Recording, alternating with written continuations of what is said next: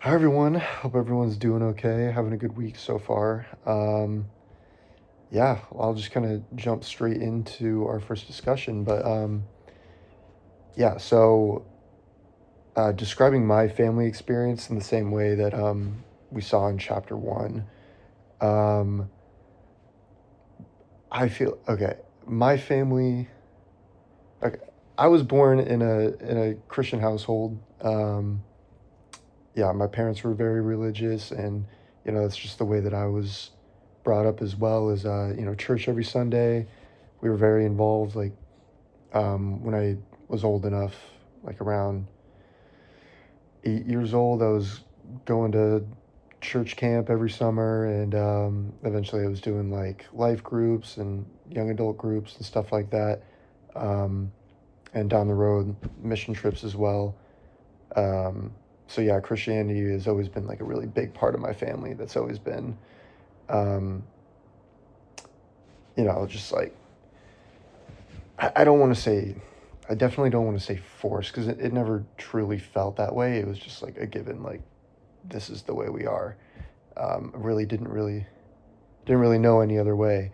Um, but yeah, and by the time I was born, at least my parents were pretty financially stable. At least enough so where it never became one of my concerns as a little kid. It was just never um, something that my parents, at the very least, uh, let us worry about. Um, so yeah, I mean, my family is made up of role models. I'm the youngest in the family, and I have two older sisters. We're all 6 years apart. So my oldest sister's 12 years older than me. Um, and then yeah, no. So I mean, everyone's a huge role model to me. My parents, they were high school sweethearts, and you know, at least I've never seen any hiccups in their marriage. I'm sure there was sometime, or maybe behind closed doors. I don't know, but um, I've always admired their relationship, and it's always been something that I look up to and strive for. And I know my sisters can say the same because my second oldest sister, she kind of followed in their footsteps. She also became high school sweethearts with her husband, and they have a great marriage. They just had a son. Um, and yeah, both my sisters, they were uh, college athletes or athletes in college, and they both played soccer. Um, so yeah, it just, I guess growing up, it always felt like I always had my family on like a pedestal. I thought they were picture perfect. And, um, and other people noticed that too. I mean, people in my neighborhood, like, I vividly, actually, this popped up in my phone's memories the other day, but saw a post of a time where me and some of my friends, we went and shoveled one of my neighbor's driveways because her husband had cancer. And my dad was the one that was like, you guys need to go do this. So we did it because like I look up to my dad, and anything that he says I'm going to do because I want to be like him. So um, but it was that type of thing where it was like our community recognized um, my dad's character.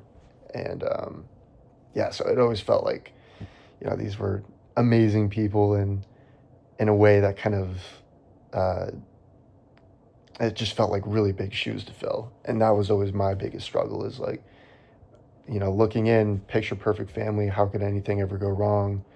um, but to me, at least as the youngest, it always was a little daunting because it was like, these are amazing people and I can never measure up. And that was just like one of my biggest trials throughout my lifetime. But um, yeah, anyway, moving on.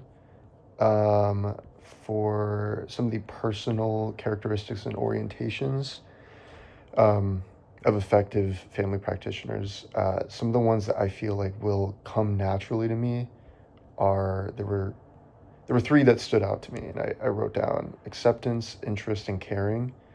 Um, and then there's the other one, assertiveness and confidence, and then the last one is adaptability.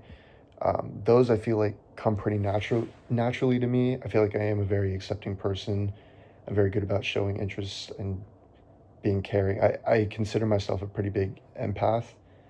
Um, and, that's what led me down this field is like I've always felt like it was always easy for me to feel other people's pain and kind of sit with them in it.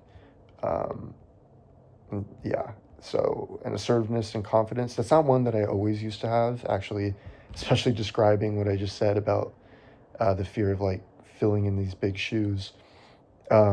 Confidence has always been one of my biggest struggles, but at least within this field, and especially after the experience I've gained from working at a rehab center, I've really honed in those skills to be able to show up as not an authority figure, that's the wrong word, but um, what am I trying to say here? I just be an assertive role. Be able to hold boundaries is what I'm trying to describe. And um, yeah, like I can, even if sometimes I don't actually feel it, I'm very good at putting on that role of like, okay, I need to be this confident person because I'm seeing that other people are struggling with keeping these boundaries that we need to have in place. So I've become very good at being able to be that, and also going back, like I could always take it back a notch. I'm very good at that too, and just like um, just being friendly and making people feel comfortable. But I have that versatility now, which is awesome, and that kind of bleeds into my next thing, which is adaptability.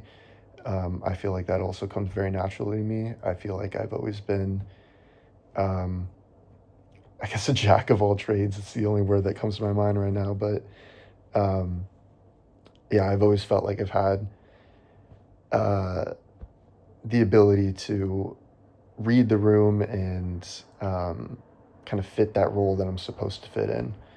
Um, so, and I mean, I've always considered myself pretty flexible too. So, yeah, if something doesn't go as planned, I'm very good at like deviating onto another path that ultimately leads to the same finish line. So, yeah.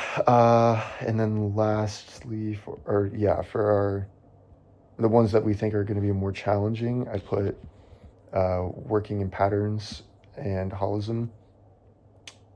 Yeah, I feel like that is one thing that it's been a bit of a struggle, at least in my experience at this rehab center, is like seeing these patterns and um, kind of getting to the root of the issue. I can do it for sure, but like it definitely um, takes a while. Like I really do have to sit with it, and I would love to hone in that skill and become better and faster on my feet and recognizing these patterns more naturally. Um, so yeah, and then appreciating the influence of diversity. Not saying that I don't, totally do, but it is something that I definitely want to strengthen. I have had a couple instances, actually recently. I've had a couple clients that are Jewish, and personally, like growing up or just throughout my life, I honestly haven't had too much of a chance to like learn about that faith and learn about that background and what that means to them. Um, I have a very like surface level knowledge, and obviously very good at showing respect, but um, yeah, it's still like I guess I haven't been asking enough questions to really get to know it, and I think that's a part of appreciating diversity is like actively asking questions, and that's just something I need to be better at. In my mind, I guess in the past I've always kind of just ignored it, and that's my sign of respect. Is like, oh, that's your thing, you do it, like go for it. Man, I'm going way over time. I'll try to wrap it up. Um, yeah, I always just try to kind of ignore it and just be like, hey, man, like I don't care. Like that's your thing. Like I'm not gonna judge and I'm not gonna pry. I always thought that was the respectful way, but um, no. But then I've found that like it is actually really good, and you build these connections off of asking questions like that, and like tell me more. I want to learn. Showing that intellectual humility is huge. So I really do want to practice that more and become better at it. So Sorry for rambling, guys. Thank you so much for listening.